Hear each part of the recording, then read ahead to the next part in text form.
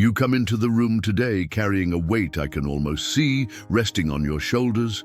It's not something physical, not something visible to anyone else, but it's there. You might call it loneliness, but it's something much deeper, something that roots itself inside your very soul. You tell me you feel isolated, not just from people around you, but from life itself, from meaning, from connection. This is what Irvin Yalom, a psychiatrist who studied the depths of human existence, calls existential loneliness.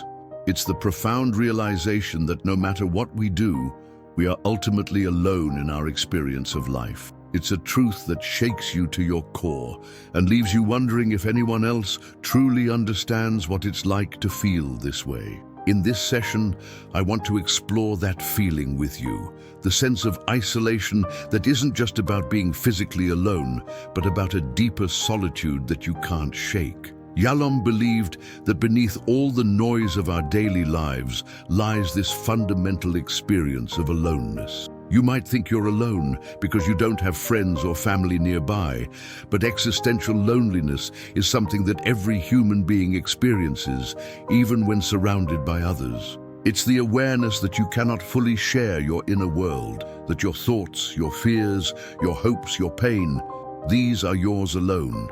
Nobody else can live your life for you or truly enter your mind. You tell me about moments when this feeling hits you hardest. Late at night when everything is quiet, when you scroll through social media and see others laughing, connecting, sharing their lives, and you feel like a ghost, invisible and disconnected.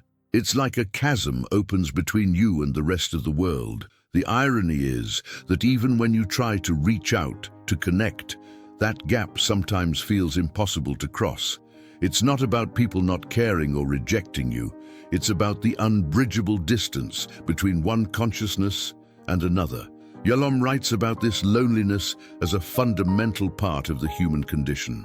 It's the ultimate aloneness that comes from the fact that you are the only one living inside your body, the only one experiencing your feelings and thoughts firsthand. Others can try to understand, but they will always be on the outside looking in. This truth can feel terrifying because it confronts you with the limits of human connection. You might fear that because no one can enter your inner world, you are destined to suffer alone. As you speak, I notice how this fear affects your relationships. You hold back, afraid that if people see the depth of your pain, they will recoil or leave. This protective shell, which you might think keeps you safe, ironically builds walls that deepen your isolation. Yalom calls this the paradox of the human condition. You want to be seen and understood, but you're terrified of being truly vulnerable. You ask yourself, how can I allow someone in without losing myself or being hurt? I remind you that this tension between connection and aloneness is not a sign of weakness, but a core part of what it means to be human. Yalom believed that recognizing this existential loneliness is the first step toward healing. When you understand that being alone is not a personal failure or a punishment, but an inevitable part of life, it can change how you relate to yourself and others. You begin to reflect on how this loneliness has shaped your life choices, perhaps avoiding deep friendships, fearing intimacy, or withdrawing when things feel overwhelming. You realize that this pattern has protected you from pain, but also limited your capacity for joy and connection. The loneliness becomes not just an abstract concept, but a lived reality that influences your daily decisions. Together, we explore the idea that while you can never fully escape existential loneliness, you can find ways to live with it without being consumed by it. Yalom encourages embracing this solitude as part of your journey, allowing it to deepen your understanding of yourself and your relationships. Instead of seeing loneliness as a void, it can become a space for growth, a chance to face your fears, to be honest about your needs, and to seek connections that are authentic rather than superficial. I ask you to think about moments when you have felt truly seen by another person, even if only briefly. Maybe it was a friend who listened without judgment, or a moment of shared laughter with a stranger. These moments remind you that while loneliness is part of your experience, it does not have to define you. The human capacity for empathy, connection, and love offers a counterbalance to that ultimate aloneness. You express both hope and skepticism. You wonder if it's really possible to find such genuine connection in a world that often feels fragmented and rushed. Yalom's work acknowledges this struggle, but insists that the possibility is there, that meaningful relationships are not illusions, but attainable experiences if we dare to be vulnerable. As the session draws to a close, you feel a mixture of relief and lingering sadness. You see the loneliness not just as a curse, but as a universal experience shared by all, even if hidden beneath the surface. This understanding does not erase the pain, but gives it context, a place in the story of your life. Before you leave, I encourage you to hold on to this awareness that the isolation you feel is real, but also a bridge toward deeper connection. The path forward is not about eliminating loneliness, but learning to live with it, to allow it to inform your relationships, and to recognize that nobody truly walks alone, even when it feels that way. This is the first step in transforming your solitude from a source of suffering into a doorway for healing. You step into my office today, carrying a cautious hope in your eyes, a hope you've held on to despite the loneliness that lingers like a shadow in your life. Last time, we spoke about the deep existential loneliness you feel, the inescapable isolation that lives in your soul. Today, I want to explore something that might feel like the opposite, yet is closely intertwined with that loneliness: the healing power of genuine encounter. This is where two human beings truly meet, beyond the masks, beyond superficial small talk, and where the vast chasm of isolation can begin to be bridged. You tell me that despite being surrounded by people, family, co-workers, acquaintances, there is a part of you that still feels utterly alone.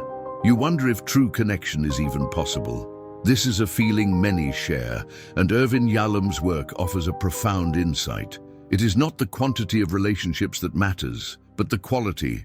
Genuine encounters, moments when you and another person meet authentically in the present, have the power to heal your soul's isolation.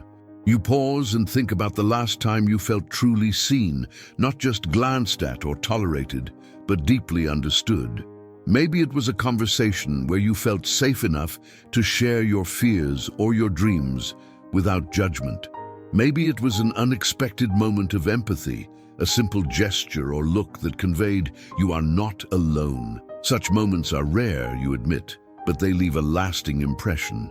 They remind you that connection is possible, that you can cross the invisible abyss that separates your inner world from others. Yalom describes these moments as here and now experiences, where the past fades and future worries disappear, leaving only the raw reality of two people meeting. In therapy, he uses this encounter as a powerful tool to help patients break through their isolation. But these encounters are not limited to the therapy room. They happen in life whenever two people dare to be vulnerable and present with each other. You express skepticism. How can I let someone see me like that without being hurt? The answer lies in courage and trust. It takes a brave step to lower your defenses, to risk exposure, especially when you've been hurt before. Yet Yalom argues that without this willingness to be vulnerable, the walls of loneliness remain unbroken. The paradox is that opening yourself up is the very thing that can protect you from feeling alone. We talk about how relationships often stay on the surface because of fear. Fear of rejection, fear of abandonment, fear of being misunderstood. But when you allow yourself to be fully present, even if just for a moment, you create a space where connection can thrive. This presence is not about perfection or fixing each other. It's about acknowledging each other's existence with honesty and acceptance. I ask you to reflect on your past relationships. Are there moments you can recall where you felt this genuine encounter? Maybe with a friend who listened without interrupting, or a partner who held space for your emotions. These moments may have been fleeting, but they are proof that healing connection is not just an ideal. It is real and possible. You begin to realize that genuine encounters don't require grand gestures. Sometimes a simple conversation, a shared silence, or a knowing glance can bridge the abyss. These moments become lifelines, helping you feel less isolated in a world that often feels cold and distant. Yalom's work also teaches us that these encounters have a ripple effect. When you experience being truly seen, you begin to see yourself differently, as worthy, as whole, as connected. This shifts your internal narrative and opens you to deeper relationships. It's a cycle of healing that starts with one courageous encounter and grows from there. As our session ends, you leave with a new understanding that healing your loneliness isn't about finding more people to fill the void, but about creating authentic connections, moments where you can truly meet another soul and be met in return. It's a challenging path, but one that holds the promise of bridging the deepest divides of the human experience. You sit down today, your eyes searching mine, but there's a hesitation, an invisible wall you're not quite ready to cross. Last time we talked about the healing power of genuine encounter, that rare and precious moment when two souls meet authentically. Yet, here you are, holding back. And that's what I want to explore with you today. The fear of vulnerability, the very barrier that keeps you from those connections you crave. You tell me that opening up feels like stepping off a cliff without knowing if you'll land safely. The thought of exposing your true self, the parts you hide even from yourself, fills you with dread. This fear isn't new. It's been with you for as long as you can remember. You've learned to protect yourself by building walls, masking your feelings, and keeping others at arm's length. But in doing so, you also feel imprisoned, locked away in your own loneliness. Irvin Yalom, in his profound work on existential psychotherapy, describes vulnerability as the gateway to connection, but also the source of deep anxiety. To be vulnerable means to risk rejection, shame, or abandonment. It's the paradox of human relationships. The very thing that can heal you is also what terrifies you most. You begin to see how this fear has shaped your relationships. Maybe you've kept people at a distance, afraid that if they knew your true fears and insecurities, they would leave. Or perhaps you avoid intimate conversations, sticking to safe topics to prevent anyone from getting too close. You might even question your own worthiness of love and acceptance, wondering if anyone could really handle the person you are beneath the surface. As you speak, I notice how the fear is palpable, not just in your words, but in your body language. Your shoulders tense, your voice softens. It's as if your whole being is bracing for pain, even before it happens. This is the cost of vulnerability. It makes you feel exposed, fragile, and uncertain. But it also holds the promise of freedom. Yalom teaches that embracing vulnerability is not a sign of weakness, but of courage. It takes strength to face the fear of being seen and to risk opening your heart. When you allow yourself to be vulnerable, you create space for others to do the same. This mutual openness is the foundation of genuine connection and healing. We talk about the ways you can begin to practice vulnerability safely. It might start with small steps, sharing a fear with a trusted friend, expressing a need, or admitting a mistake. These moments of honesty build a bridge over the chasm of loneliness, bit by bit. Over time, vulnerability becomes less threatening and more familiar. You express concerns about being hurt or rejected. These are valid fears, and the pain of past wounds can make opening up feel impossible. But Yalom's approach encourages you to face these fears directly, to examine them without judgment. What would happen if you allowed yourself to be truly seen? Could you survive the discomfort? Could you find that connection you so deeply desire? As the session comes to a close, you reflect on how your fear of vulnerability has both protected and isolated you. You realize that the walls you built to keep pain out have also kept love and connection at bay.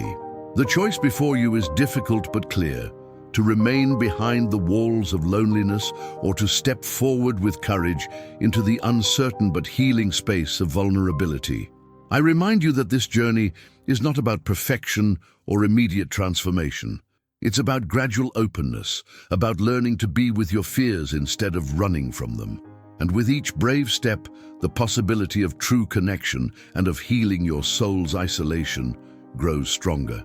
You enter today's session carrying a quiet tension, one I know is tied to a fear deeper than most realize, a fear that shadows many of the choices you make and the walls you build around yourself. Today, I want us to explore something fundamental in Irvin Yalom's existential psychotherapy: death anxiety, and how it plays a role in your social withdrawal, your retreat from others, and the isolation of your soul.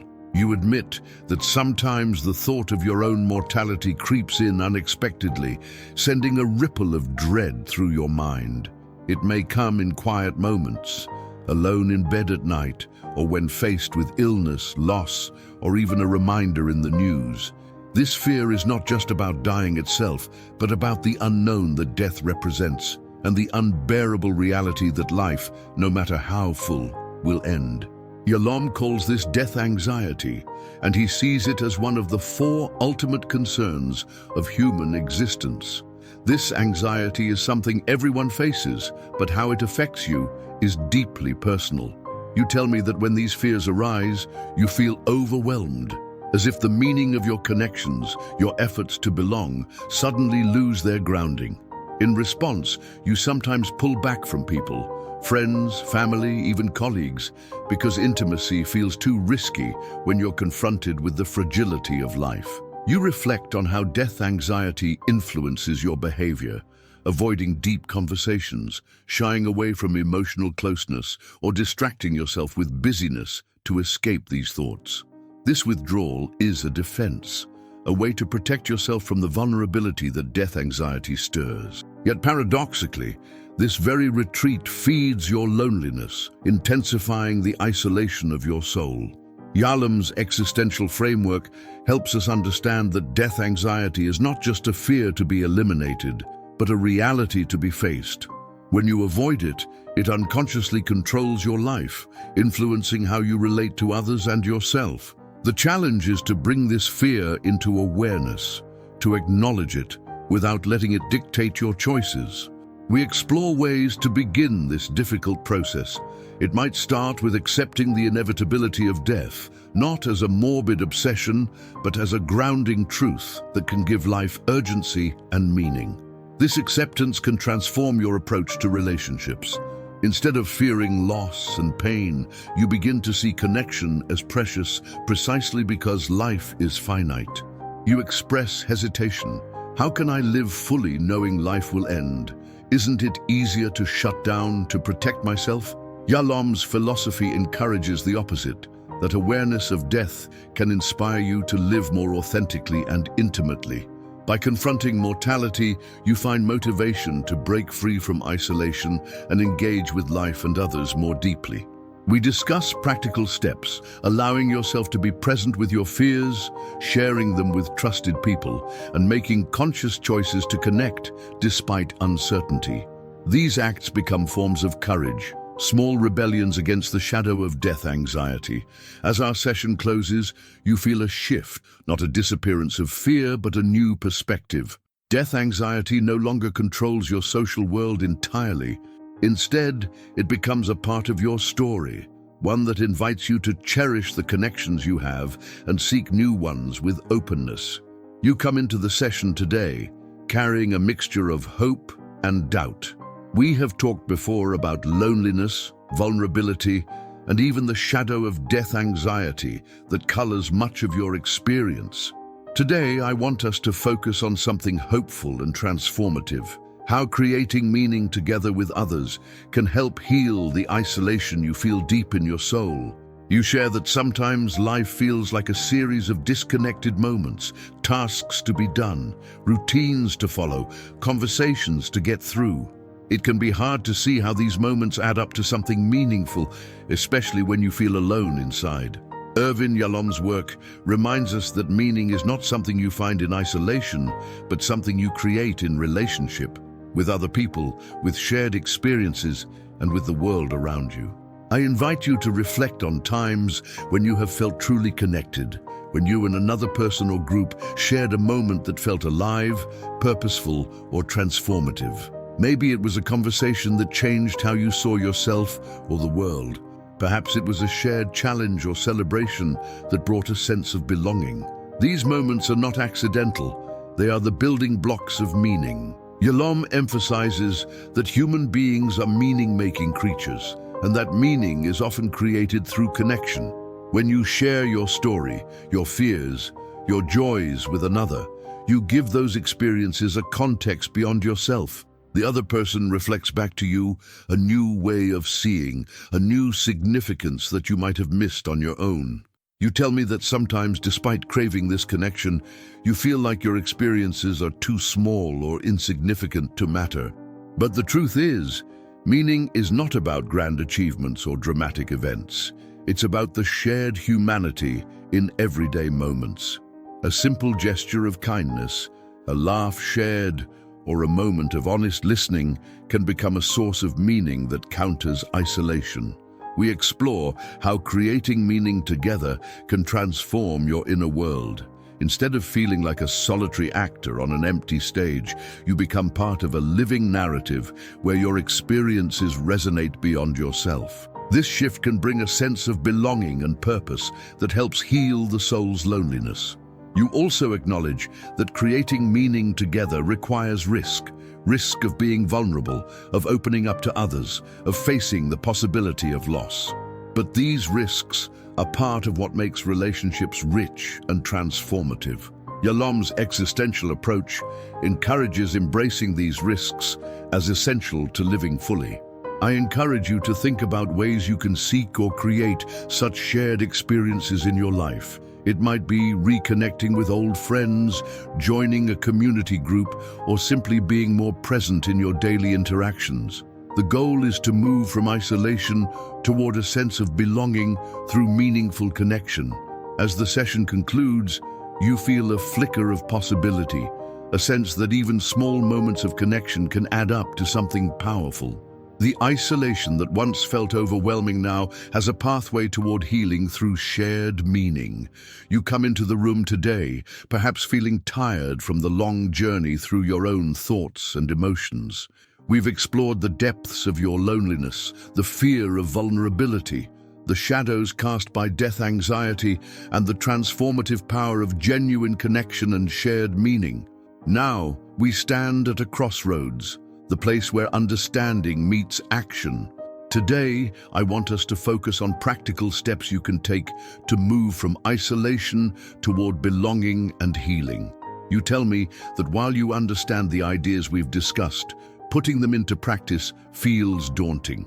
The world outside is unpredictable, relationships are complex, and the wounds you carry sometimes make reaching out feel risky. This is natural. Irvin Yalom's work acknowledges that healing is a process, often slow and non-linear, but it is also hopeful and attainable. The first step I suggest is cultivating presence, learning to be truly with yourself and others in the moment. This means noticing your feelings without judgment, allowing yourself to experience vulnerability as it arises, and responding with kindness rather than fear.